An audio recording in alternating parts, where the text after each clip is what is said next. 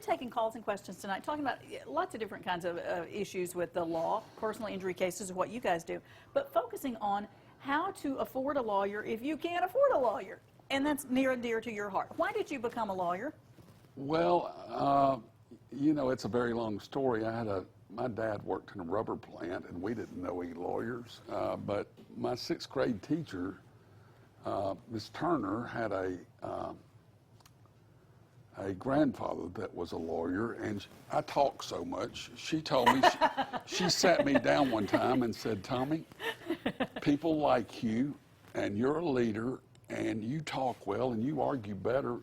You ought to think about being a lawyer." And I went, "Okay, that sounds better than being an electrician." Yes. And that's where the seed was planted. But, you know. Thanks to Miss who? Miss whose class? Miss Elizabeth Turner. Miss Turner. God rest her soul, but she was my first influence. And then I had an 8th grade teacher that said that. I don't know why everybody was pushing me that way. Later, my dad, who was great with his hands, told me the real reason. He said, "Tommy, if you couldn't talk for a living, you'd starve." So you just didn't have that kind of talent. I got pushed that way. Yeah. 2 or 3 different, you know, it takes a village things. But you were also part of starting a program for getting help for legal the Volunteer help Lawyers on a volunteer Association. basis. Yeah, in Madison County, 30 years ago, me and, you know, a dozen lawyers came up with this idea of, in the criminal realm, you're constitutionally entitled to a court-appointed lawyer. It's that important that the taxpayers will pay for a lawyer to represent you. Yeah. In the civil realm, you know, divorce, you're being evicted, you've been run over by a car, whatever, probate, there is no mechanism, or there was no mechanism for people who did not have money to hire a lawyer to get access to the legal system. So, and I'm not patting myself on the shoulder, this wasn't any great, huge revelation. I am but proud to be a part of it. Yeah. And the bar honored the living ones, which is about 6 of us, about 6 months or so ago. We started the Madison County Volunteer Lawyers Program. And through no fault of mine, although I supported all those years, it became a model for volunteer lawyer programs across the country. And your firm is still part of that. Tom and Leanne Pasker, and yes, and we still have a very active role in supporting the Madison County Volunteer Lawyers Association, and it's helped tens of thousands of people. And the way it works is that lawyers in Madison County, and this goes on now in other surrounding counties, volunteer to help a certain number of clients who can't afford a divorce or a probate situation or a boundary dispute. And people call into the Madison County Volunteer Lawyers Association, and the lawyers are assigned, and they help them for nothing. And I'm very proud of how it's turned out. And as I said, no great pats on my back. It took a lot of people doing a lot of good, including my current managing partner, Michael Timberlake, who for 10 years now has been at the forefront of raising money for it with various and sundry things. And William Maservi, who is on with me tonight, has made it a cause.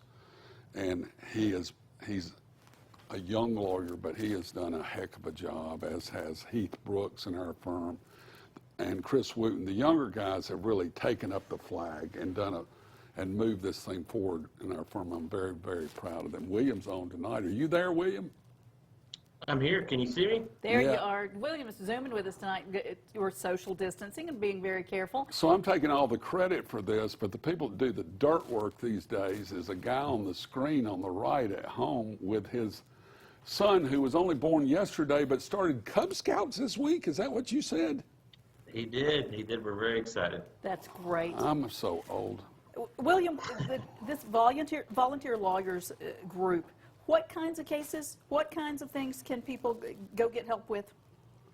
Right, so Tommy sort of already hinted at this, right, which is there's already this opportunity on the criminal side.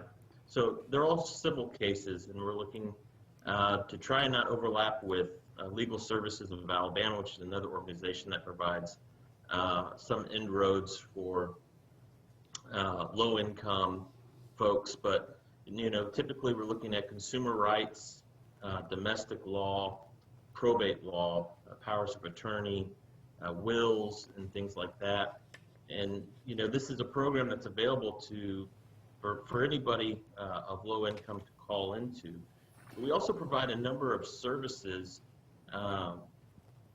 to different organizations, and we do Wills for Heroes, which is where it's a clinic that we do for police officers and firefighters, where we do wills for them free of cost. We do a clinic at the VA for veterans. Any veteran with any question can come in and meet with a lawyer free of charge and get advice. We also do a clinic at the local library where folks can come in. And so, and one of my favorite things that we do is we provide free legal advice to other nonprofits that serve low-income citizens Nice. in the Madison County and surrounding areas.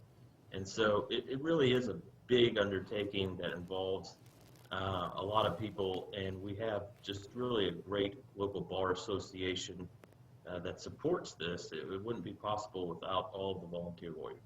I think we've got some callers waiting. We've got Teresa on the line from Scottsboro. Hi, Teresa. Thanks for calling. What's your question tonight? Yes, sir. Yes, ma'am. I have two questions. Okay. First off, my mother had esophagus surgery, and when they went in to do it, they messed up her whole stomach. Oh, gee. She can't eat or nothing anymore. And what we're trying to figure out to be able to go to court and see if there's something that can be done with what's all happened, because she's had quite a few doctors say that it's a messed up surgery. Okay.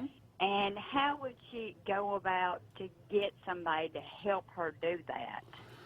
We do, and we're one of a handful, literally, of firms that do malpractice cases in North Alabama.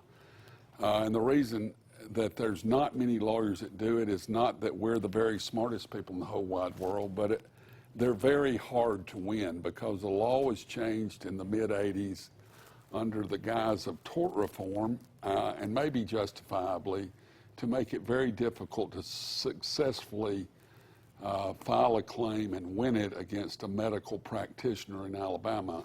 It was called the Medical Liability Act, and I'll start at the beginning. The burden of proof is on the injured party, in this case your mother or her lawyers, to prove by clear and convincing evidence, which is a higher standard of evidence than in any other civil case.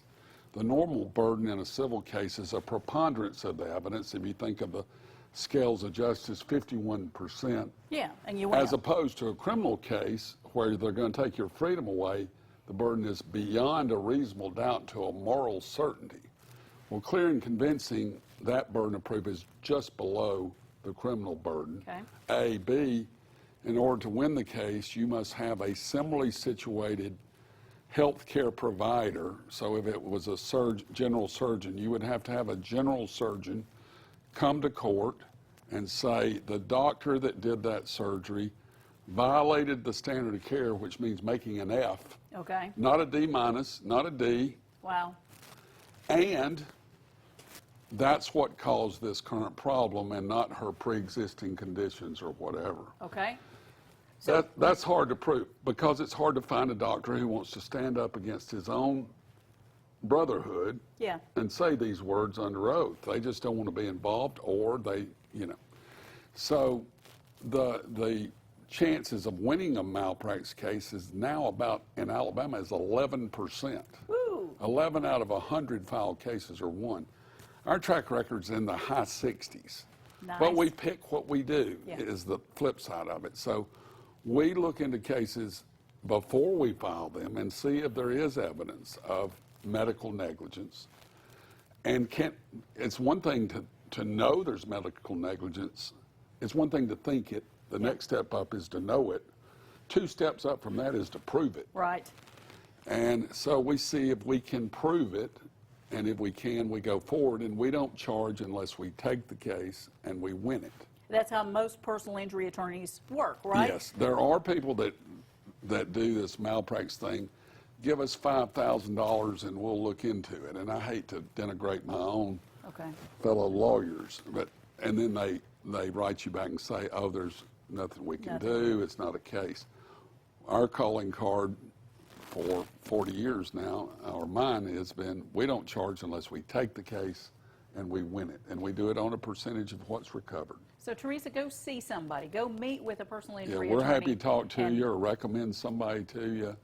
You know, if it was botched and you can prove it's botched surgery, you may have something, but proving it is hard.